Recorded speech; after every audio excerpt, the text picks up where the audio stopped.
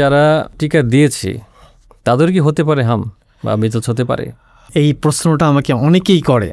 হ্যাঁ, আমি আপনাকে বলেছি যে কেউ যদি নিয়ম অনুযায়ী 2টা ভ্যাকসিন দেয় তাহলে তার ক্ষেত্রে হাম না হওয়ার সম্ভাবনা 97%, 97% থেকে 98% হাম না হওয়ার সম্ভাবনায় থাকে। এবং 2টা ভ্যাকসিন অ্যাডিকুয়েট ডোজ পাওয়ার পরে হাম হওয়ার সম্ভাবনা খুবই খুবই বিরল।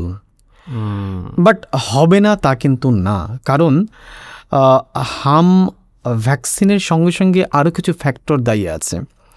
যেরকম ধরেন এই হাম টিকাটা যেটা দেওয়া হচ্ছে অথবা দেওয়া হয়েছে সেটা প্রপার কোল্ড চেইন মেনটেন করেছে কিনা, সেটা একটা ইম্পর্টেন্ট।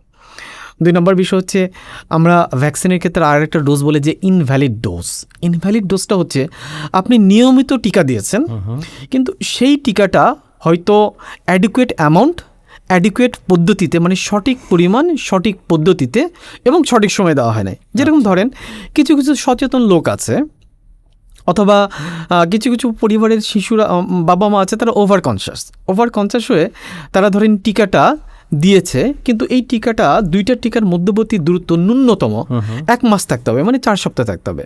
কিন্তু কেউ যদি ভুলবশত 4 সপ্তাহের আগেই দিয়ে থাকে তাহলে কিন্তু মানে এটা আমরা বলি ইনভ্যালিড ডোজ।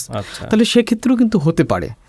সো যদি কেউ সঠিক পদ্ধতিতে, সঠিক সময় মেনে এবং ভ্যাকসিন কোয়ালিটি সঠিক ইনশিওর করে টিকা দিয়ে থাকে তাহলে তার ক্ষেত্রে হাম হওয়ার সম্ভাবনা খুবই কম। বাট হবে না এই কথাটা আসলে বলা যাবে না। আচ্ছা।